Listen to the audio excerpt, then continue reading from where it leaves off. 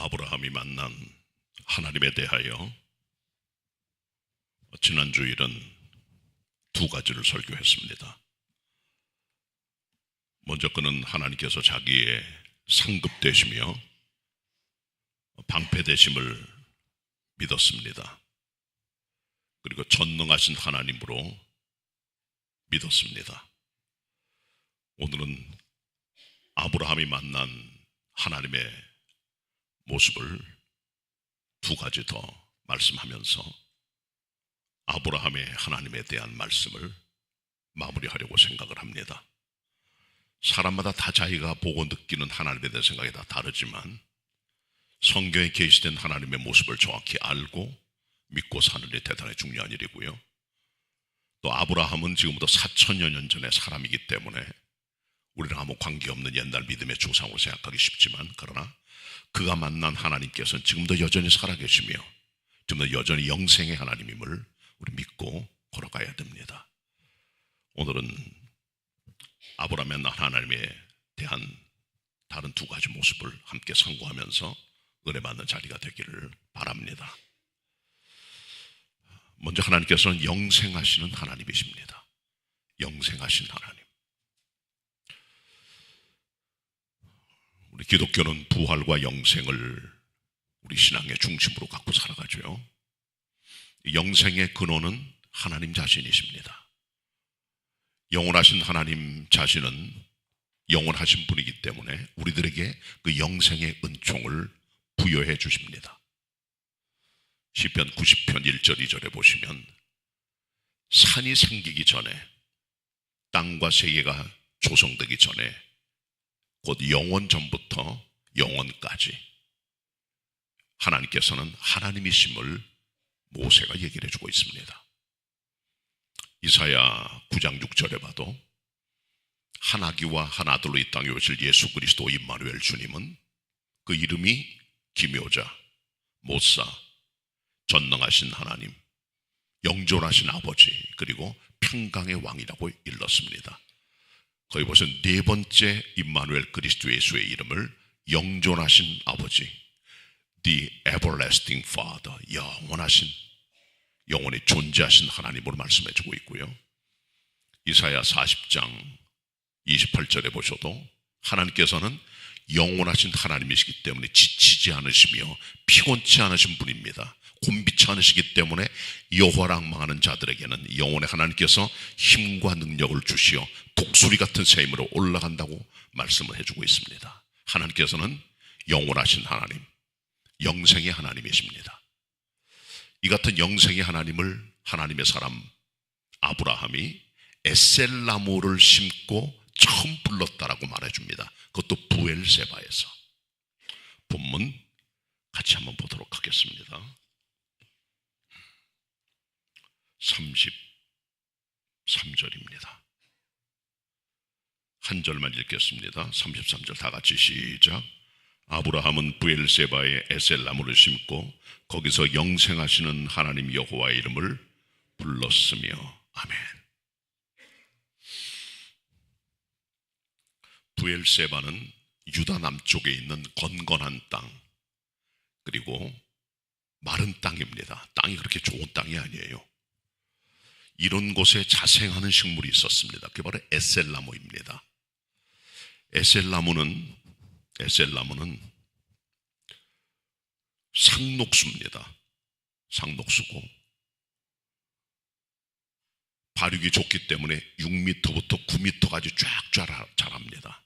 그리고 그 뿌리는 30m 정도로 뻗어가서 지하 속에 있는 깊은 데 있는 물을 끌어빨아 당기면서 아주 건조한 땅에서도 생명력을 계속 유지하고 살아갑니다. 이 에셀나무는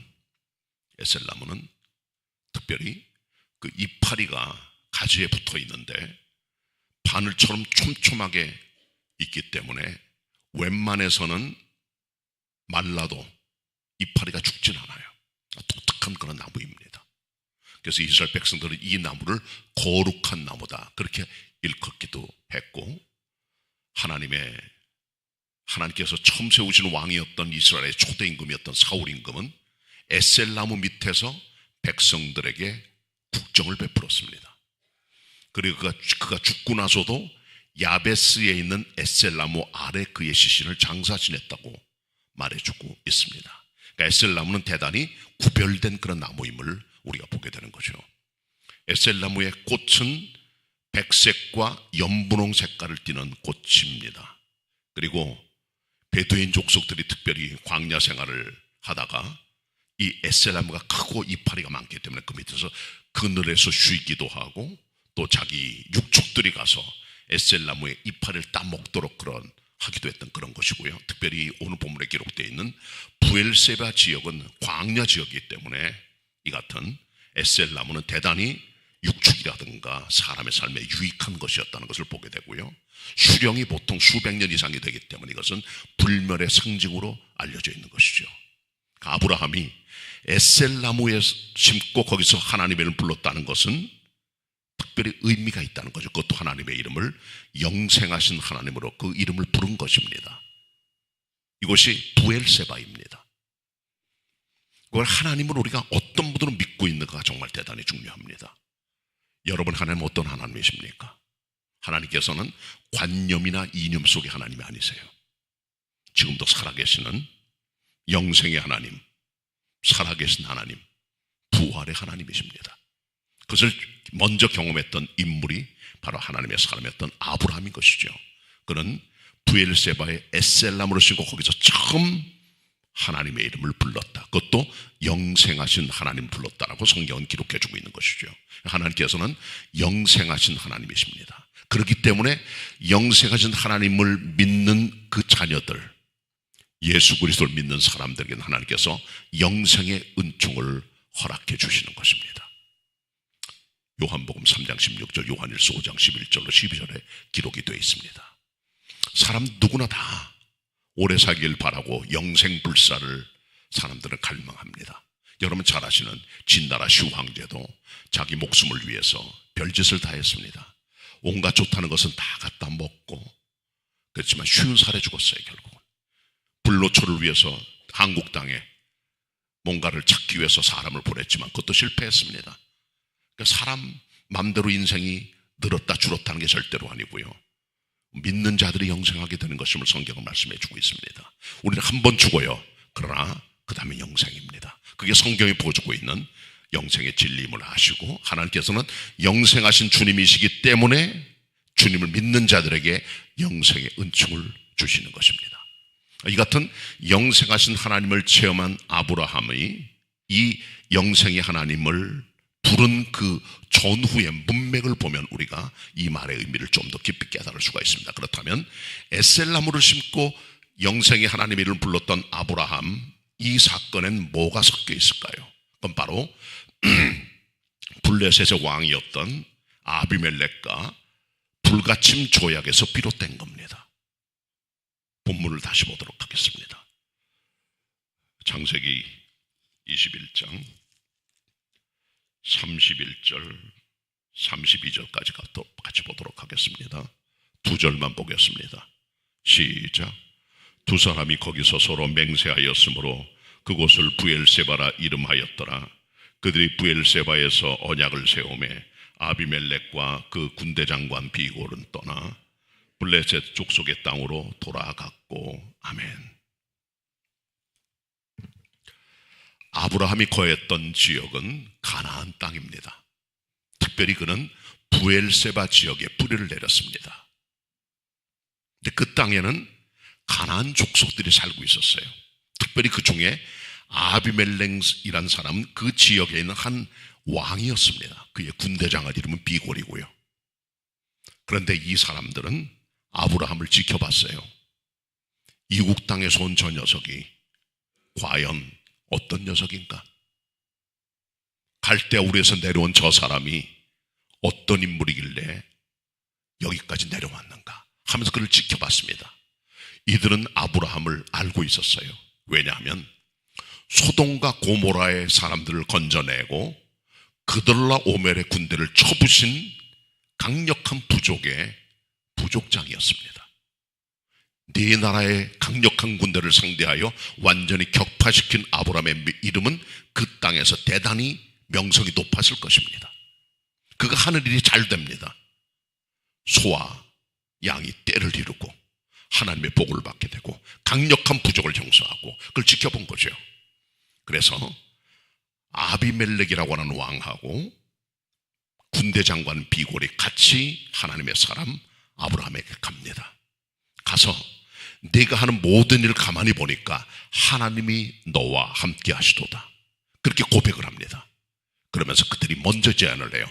우리 자녀들과 너희 사이에 불가침 조약을 맺자. 평화 조약을 맺자. 우리 서로 흠이 없게 행하자. 서로 잘 지내보자 하는 거죠. 그럼 어떤 사람이 먼저 얘기를 합니까? 약자가 그런 걸 얘기를 하는 거예요. 강자는 절대로 그런 얘기 안 합니다. 가만히 보니까 아브라함이 보통 사람이 아니에요. 하나님의 축복이 있고 그가 믿는 하나님이 살아계신 것 같고 그가 격파를 하고 큰 민족을 이루고 하는 걸 보면서 그들은 아브라함을 두려워했을 겁니다. 내가 하는 모든 일을 보니까 과연 하나님께서 살아계시는구나. 그의 행함, 그의 말, 그의 일들 모든 걸 가만히 보니까 이건 보통 사람이 아니에요. 하나님의 사람인 걸 알고 먼저 찾아가 불가침 조약을 제안하면서 우리 같이 평화롭게 지내자고 말하는 거죠. 아브라함은 하나님의 권세와 능력과 은혜를 입고 그들 앞에 크게 보인 종이었습니다. 그들이 먼저 찾아왔습니다. 그리고 너희와 우리 사이에 앞으로 잘 지내보자 라고 하는 언약을 맺게 될 때 아브라함이 그들에게 그러면 소와 양을 너희가 받아라. 우리 이제 언약을 맺자고 언약을 맺었어요. 그러면서 아브라함이 그들에게 7마리의 암양 새끼를 줬어요. 그러면서 말합니다.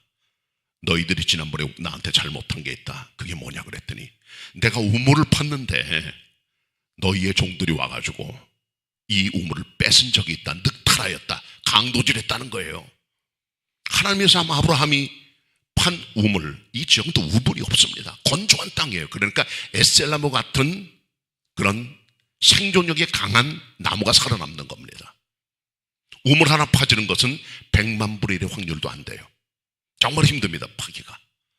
하나 파는 것도 대단한 일인데 아브라함이 그걸 파낸 거죠. 그의 종들이 그걸 달라 그랬습니다. 그리고 그걸 빼앗아갑니다. 블레 사람들이. 그걸 아브라함이 이 조약을 맺기 전에 얘기를 합니다. 너희 종들이 와서 우리 걸 뺏어갔는데 그랬더니 난 그건 모르겠다. 오리발을 내밀죠. 그러면서 알겠다. 무슨 말이지. 그래서 거기서 아브라함이 그들에게 언약을 세우면서 아울러 7마리의 암양 새끼를 주면서 맹세의 우물이라고 하는 그런 그 언약을 맺죠. 그게 부엘세바, 맹세의 우물이 되는 겁니다. 이 같은 언약을 하고 나서 거기다 에셀나무를 신고 아브라함이 영생하신 하나님을 불렀다고 기록되고 있죠. 이건 뭘 보여주는 걸까요? 인간의 맹세는 오래가는 게 아니에요, 여러분. 그 영원한 게 아닙니다. 인간이 가진 언약과 서약들, 문서들, 그 별거 아닙니다. 100년 전에 혹은 300년 전에 고려시대 때, 조선시대 때 갖고 있는 땅 문서 다 어디 갔습니까? 아무것도 아니에요. 휴지 조각이에요, 그런 것들이. 그냥 고문서예요. 그건 아무것도 아닙니다. 시간이 흘러가면 인간이 갖고 있는 모든 문서들, 인간의 언약들, 그 별거 아닙니다. 대단한 거 아닙니다. 목숨 걸 게 아니에요, 그런 것들은요. 자, 여러분 보세요. 부엘세바에서 하나님의 사람 아브라함과 아비멜렉이라는 그 지역의 토착왕인 사람과 언약을 맺었거든요. 이게 파기가 돼요. 언제? 아브라함이 175세에 죽고 그 아들 이삭이 왕, 이삭이 그 지역의 부족을 이끄는 아브라함의 후계자가 되죠. 자, 그런데 하나님의 사람 이삭이 하나님 앞에 믿음과 진실로 생각합니다. 아버지 믿음을 이어받아서 농사를 지었는데요, 수확이 100배가 되는 거예요. 상상지도 못한 일입니다. 아무리 잘해봐야 10배 정도 되지만 100배 수확을 얻었다는 거죠. 그도 깜짝 놀랍니다. 그리고 그 농사를 짓을 뿐 아니라 육축을 했어요. 소와 양이 때를 이루어서 거부가 됩니다. 그리고 우물을 파는데 우물이 터진 거예요. 근데 이 지역에 살고 있던 다른 아비멜렉은 왕의 공식 이름이고 다른 왕으로 보여집니다. 이 사람이 딱 오더니 그 땅은 그 우물은 우리 땅의 우물이기 때문에 하면서 빼들어 와가지고 그 우물을, 아브라함이 팠던 우물을 막아버리고 그 다음에 자기들이 메꿔버리고 도망을 가버려요. 방법이 없잖아요. 싸울 수도 없고 온유한 사람이 이삭이. 그래서 그가 우물을 또 다른 데 가서 팝니다. 우물이 터집니다. 또 팝니다. 또 터집니다. 5번인가 터져요. 100만 분의 1의 확률도 안 되는 우물이 계속 터지니까 이 블레 사람들이 보고 깜짝 놀라가지고 역시 그 아버지 아브라함과 행했던 것과 똑같이 불같이 매역을 맺고 거기서 다시 부엘세바 맹세 우물을 또 맹세하게 되는 것을 보게 되죠. 창세기 26장 얘기입니다. 아버지 때는 계약을 맺었어요. 블레 사람들하고. 그러나 그 아들 때 계약이 파기된 겁니다. 인간의 계약이 오래가는 게 아니에요. 우리는 계약을 많이 맺어요. 사업 계약, 고용 계약, 전세 계약, 매매 계약 이런 것들을 맺어. 국제 간에 무슨 MOU도 체결하고 평화 조약도 맺고 사람들 사이에 여러 가지 사람들이 계약을 맺고 때때로 공증도 합니다. 근데 그거 여러분 믿을 건 못 돼요. 사실은요. 인간이 공증하고 인간이 하는 것들 법적 효력은 있겠죠 물론. 그러나 그거 한 100년 200년 지나고 아무것도 아닙니다. 아브라함 때 맺었던 계약이 완전히 깨져버리고 파기돼버리고 만 거죠. 그 아들 이삭 때가 되니까. 그게 인간의 계약입니다. 그게 인간의 맹세나 이런 것들은 오래가지 못해요. 결혼서야 결혼하기 전 기도하고 두 사람이 하나님 앞에 나와서 결혼서약을 하고 결혼식을 합니다. 하나님이 짝지어준 거 사람이 나를 못할지나 말씀합니다. 그러나 깨져나가잖아요. 다는 아니지만은 많은 사람이 깨져나갑니다. 왜? 혼인서약을 파기하는 거예요. 세례받을 때 서약합니다. 이렇게 믿음 생활하기로 다 깨져나갑니다. 세상 나가버리면 다 잊어버리는 거예요. 그냥 목사 처음에 임직할 때 서약합니다. 이렇게 하기로 부름받아 나소니면 어든지 가오리다. 무슨 부름받아 나소니면이야. 지방 가라면 가지도 않고 말이죠. 좋은 데만 가려고 그러고.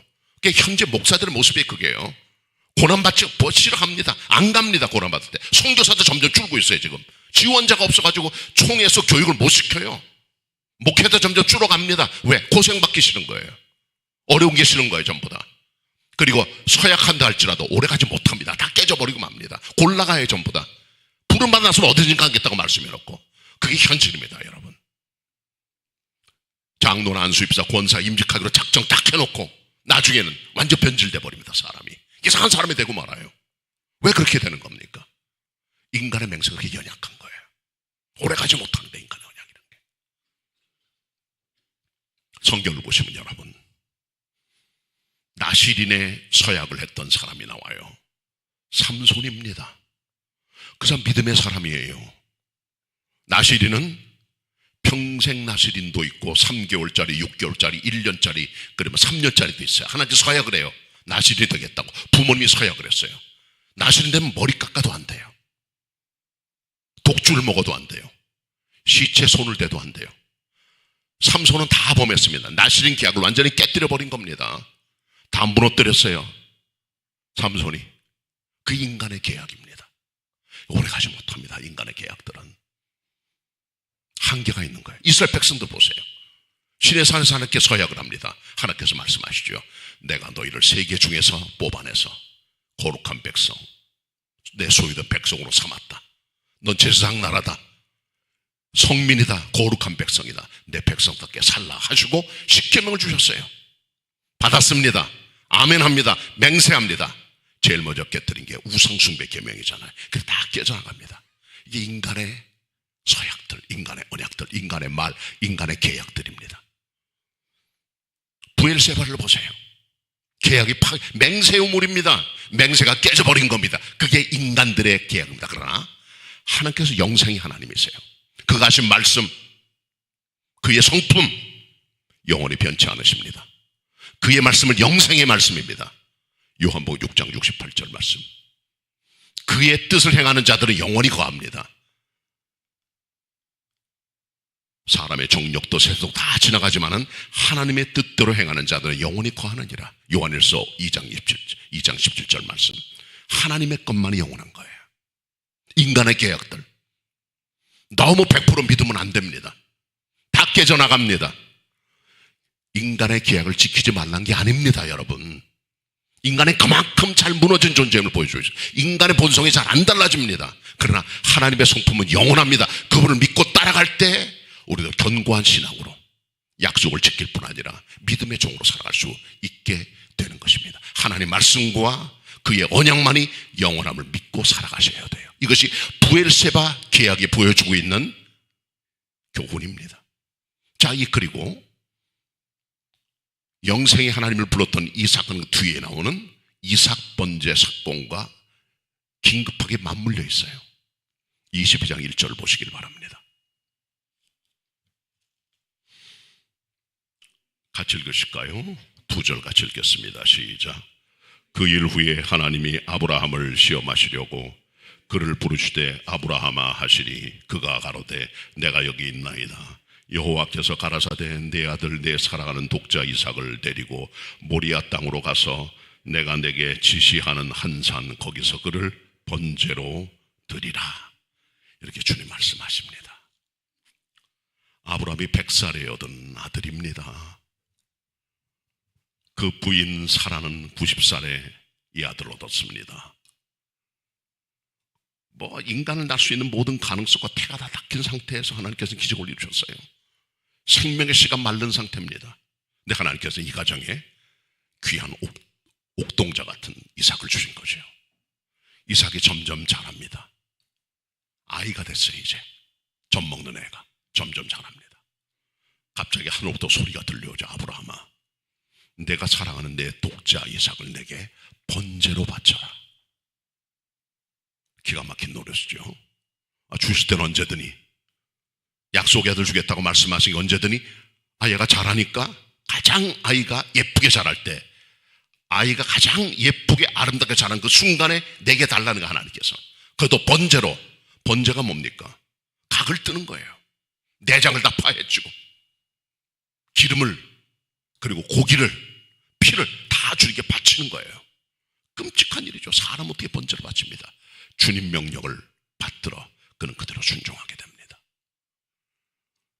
그는 이튿날 아침 순종을 빨리 하는 게 좋아요. 영문도 몰라요. 아무것도 몰라요. 그러나 그런 믿음을 가지고 이 아들을 데리고 드디어 모리아 땅에 있는 한 산으로 가게 됩니다. 같이 간 사람은 2명의 사원, 아들 이삭. 같이 갑니다. 나귀 새끼에 태워서. 멀리 보니까 드디어 모리아 땅이 보입니다. 그 한 산이 보여요.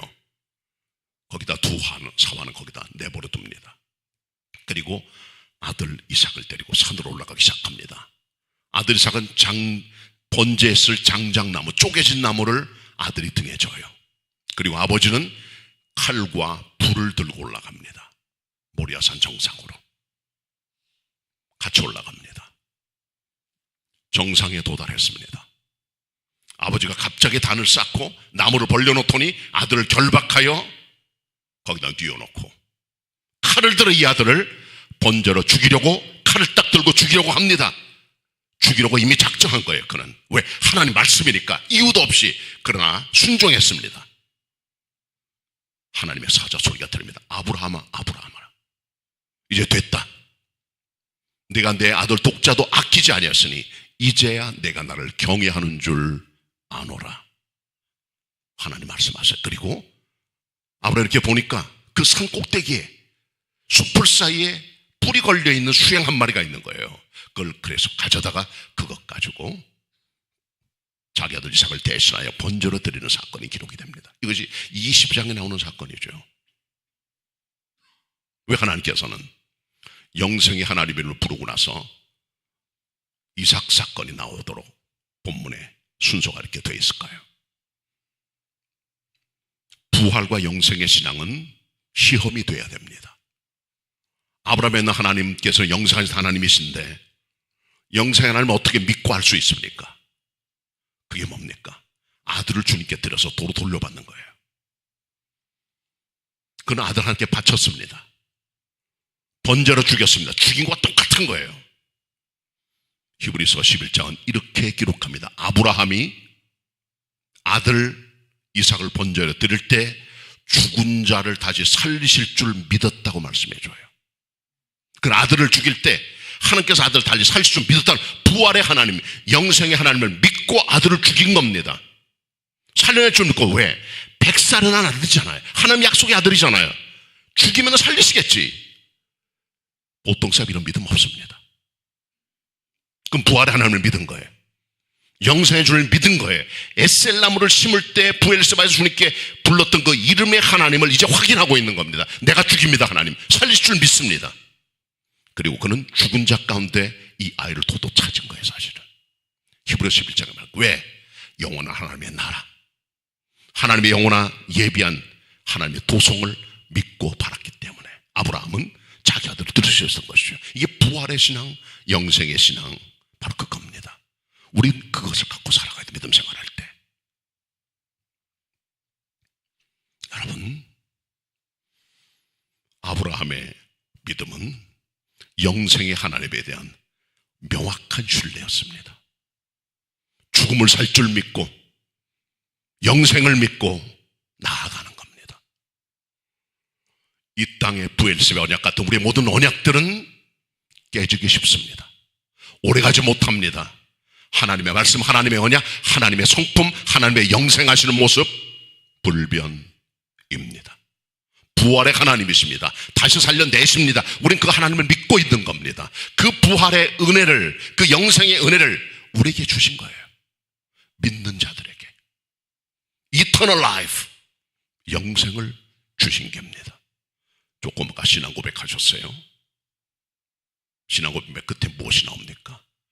죄를 사하여 주시는 것, 몸이 다시 사는 것, 마지막으로 영생을 믿습니다. Eternal life, 우리 그걸 믿는 겁니다. 자, 그 다음에 아브라함이 만난 하나님의 모습, 네 번째, 여호와 이레의 하나님이십니다. 준비하신 하나님, 그 하나님이십니다. 본문 14절 같이 보실까요? 창세기 22장 14절 합독하시겠습니다. 다 같이 시작. 아브라함이 그 땅 이름을 여호와 이레라 하였으므로 오늘까지 사람들이 이르기를 여호와의 산에서 준비되리라 하더라. 아멘. 여호와 이레의 하나님. 히브리어는 예호와 이르예, 우리 번역은 여호와 이레. 이레란 말은 나타났다, 보다, 준비하다, 공급하다, 이렇게 번역되어 있어요. 어떤 영어 성경들은 이 준비된다는 말의 의미를 번역하면서 준비됐다, 프로바이더, 공급하신 하나님이라고 말씀해주고 있습니다. 하나님께서 우리들에게 공급하신 하나님, 준비하신 하나님으로 나타나십니다. 자, 일단 여러분, 예수님을 준비시키셨어요. 이 본문에 나와 있는 이삭 대신에 바친 수양은 그리스도 예수의 대속적 은총을 보여줍니다. 죽을 아이는 이삭이에요. 대신 죽은 것은 수양입니다. 우린 다 이삭들입니다. 우리가 죽을 자들이에요. 그러나 하나님께서 예수 그리스도를 십자가에 죽게 하심으로 대속적 죽음을 통해 우리를 살려내신 겁니다. 수양이 죽고 이삭이 살아나게 된 거죠. 예수님 죽으시고 우리를 살려내신 겁니다. 준비하신 하나님, 수양을 준비하신 주님이십니다. 실제로 하나님께서는 예수 그리스도를 준비하셨습니다. 이 땅에 탄생하여 공생에 이루시고 십자가에 죽을 때까지 모든 것들을 하나님께서는 다 준비하셨습니다. 구약을 보면 모든 구약의 말씀들은 모든 스파트라이트를 예수 그리스도를 향합니다. 창세기 15장에 나오는 아들이 뱀의 머리를 상하게 하는 것, 본문에 나와 있는 수양의 대신 죽음, 모세의 모습, 만나, 노뱀, 다윗, 도피성, 엘리사 같은 사람의 모습, 이사야의 그리스도 예언, 미가서의 예언들, 모든 구약의 성경 말씀들은 예수 그리스도를 향하여 집중적으로 조명을 줍니다. 연극이라든가 뮤지컬 보시면은 스파트라이트, 집중 조명이 비추는 것은 주인공이에요. 다 비춰주지 않아요. 구약의 성경이 보여주고 있는 스파트라이트는 모세가 아닙니다. 엘리야가 아닙니다. 사도 바울이 아닙니다. 베드로가 아닙니다. 세례 요한이 아니에요. 예수 그리스도에게 집중 조명을 붙여주시면서 그분이 우리의 구속을 준비하신 것을 보여주고 있는 겁니다. 이처럼 구약에 연한 그리스도의 예수님이 땅에 오실 때 미리 하나님께서는 세례 요한을 길을 닦는 자로 보내셔서 사가랴와 엘리사벳을 준비시켜 아이를 낳을 수 없는 두 부부에게 세례 요한을 보내셔서 그가 미리 줄매기를 준비하도록 하시죠. 그리고 갈릴리 땅에 살고 있는 하나님의 사람 요셉과 마리아를 준비시켜 주셔서 기적적인 동정녀 탄생의 역사를 만들어 가십니다. 그리고 동방박사를 준비시켜 예수 그리스도 탄생을 축하하는 예물을 드리고 천군 천사를 불러 노래를 함으로 그리스도 탄생의 축하 노래를 부르고 해피 버스데이 투 유 같은 그런 노래가 아니라, 이 땅의 생일 노래가 아니라 주님의 정말 탄생을 축하하는 노래가 천군 천사의 우주적인 노래로 울려 퍼지는 사건, 그 주님의 탄생을 노래하고 전파하는 목자들의 얘기, 그 주님을 안고 주님을 경배하는 시몬과 한나의 스토리, 이 모든 것들은 완벽한 그리스도의 탄생을 예비하는 하나님의 완벽한 여호와 일의 하나님의 모습을 보여주고 있는 거예요. 그 예수님께서는 하나님의 약속과 뜻을 따라 그 길을 따라 30년간 이 땅에 사셨고, 구약의 예언대로 팔림받으셨고 십자가 죽으시고 3일 만에 부활하신 겁니다.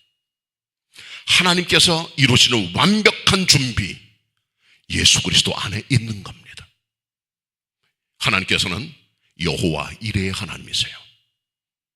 모든 일을 공급하시고 모든 일을 예비하시고 이루시는 하나님, 그것이 바로 오늘 본문에 나와 있는 수양을 통해 나와 있는 겁니다. 이것은 장차에서 그리스도 예수를 통한 하나님의 완벽한 공급의 은총과 구원의 준비와 구속의 역사를 보여주고 있는 그림자들이요 사실임을 우리는 알게 되는 겁니다. 하나님께서는 예수 그리스도를 통해 이루시는 구속의 은총을 준비하실 뿐 아니라 우리의 삶에서도 직접적으로 우리의 구속과 하나님의 뜻과 브랜드를 이루어 가십니다. 여러분, 노아의 방주를 보세요. 노아가 500세가 되었을 때 아들 셋을 낳습니다. 셈, 함, 야벳. 그리고 600세가 되었을 때 홍수가 왔어요. 그리고 하나님께서 명령하셨습니다. 미리 너는 방주를 준비하라고. 그럼 방주를 몇 년 동안 졌을까요? 말들이 많고 상상도 많지만, 그러나 정확하게 따지면은 아마도 노아가 방주를 주님께로부터 지라고 명령을 받은 것은 그의 아들 셋을 낳은 후가 아닐까라고 많은 사람이 추정을 합니다. 혼자 짓기 쉽지 않았을 테니까. 그래서 어떤 분은 애들이 어느 정도 장성했을 때, 그러니까 홍수가 오기 한 7, 80년 전쯤 되지 않았을까 추정을 하기 때문에 대략 아브라함이 자식 셋을 낳았을 때가 500세니까 600세에 홍수가 온 그 100년 사이 안쪽 50 내지 60년 혹은 7, 80년 동안 방주를 졌을 것이라고 생각을 하는 거죠. 하나님께서는 이 방주를 미리 예비하신 겁니다. 홍수를 예측하시고 다 준비하셨어요, 모든 걸. 그리고 그 계획을 따라, 아버지 주의 명령을 따라 그는 방주를 완성합니다. 가족들이 들어가 구원을 이루어 온 세계 인류를 위한 새로운 창조 역사를 만들어가는 주님의 방법이 되는 거죠. 그렇게 예비하신 하나님이세요. 완벽한 예비 하나님이십니다. 자, 이스라엘 백성이 출애굽을 합니다. 가나안 땅에 들어갑니다. 거기도 하나님의 예비하심이 있었다는 걸 우리가 알아야 됩니다. 먼저 하나님께서 출애굽을 위하여 사람을 예배시키십니다. 누굽니까? 출애굽은 혼자 되는 게 아니에요. 리더십이 있어야 됩니다. 누가 이끌어갑니까? 모세입니다.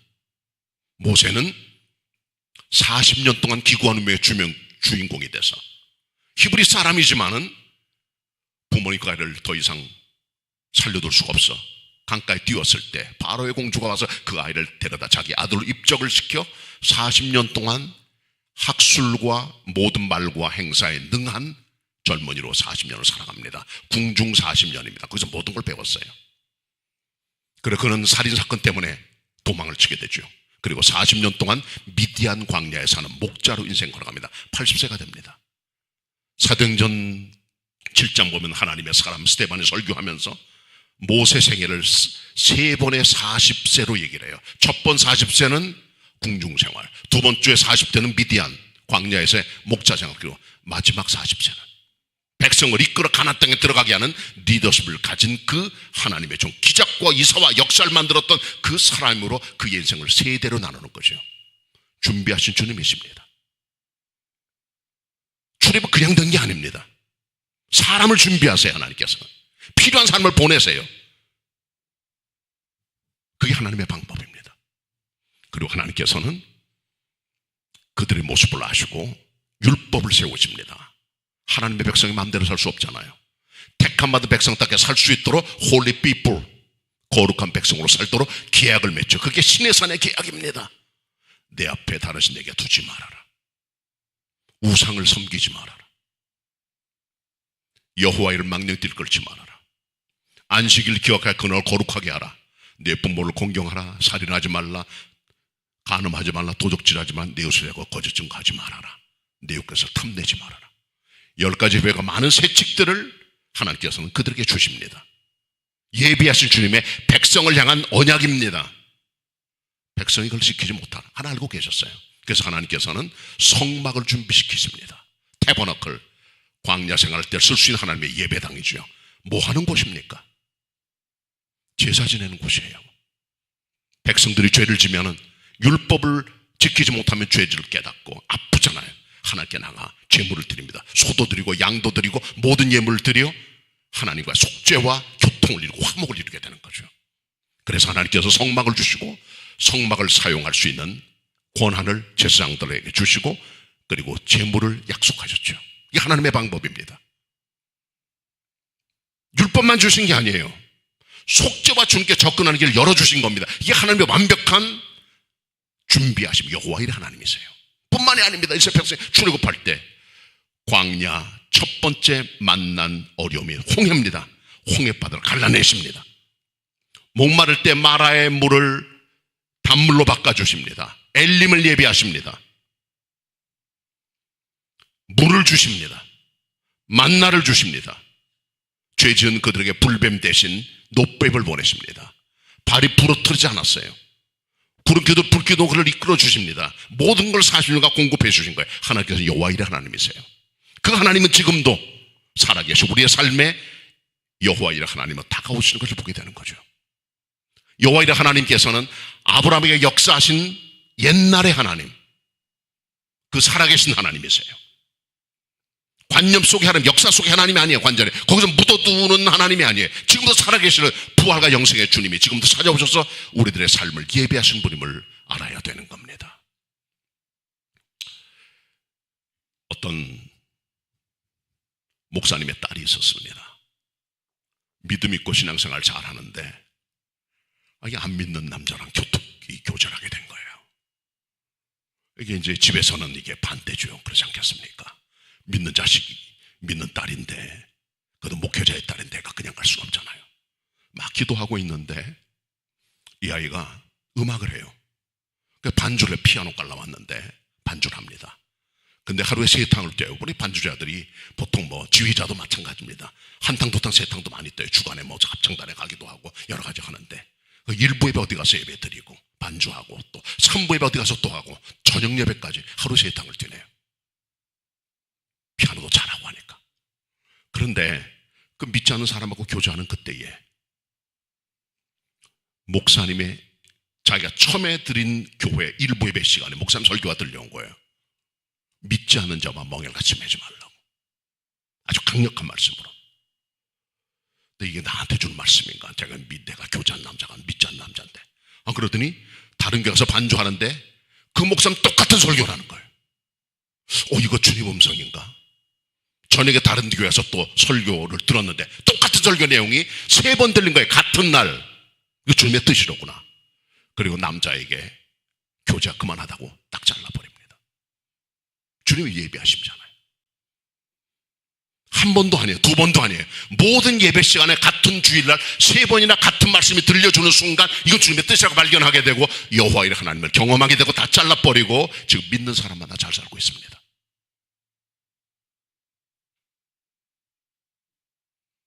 여호와 하나님께서 여호와 일의 하나님이세요. 우리 앞길을 예비하시고 우리 미래를 예비하시고 다 준비하고 계세요.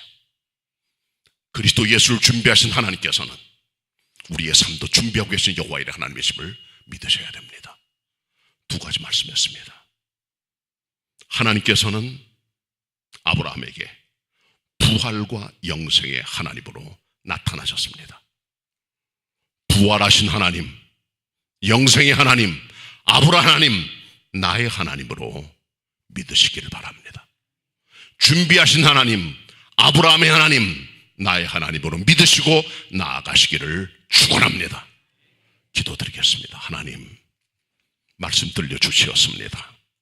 가슴팍에 말씀 새기고 부활하신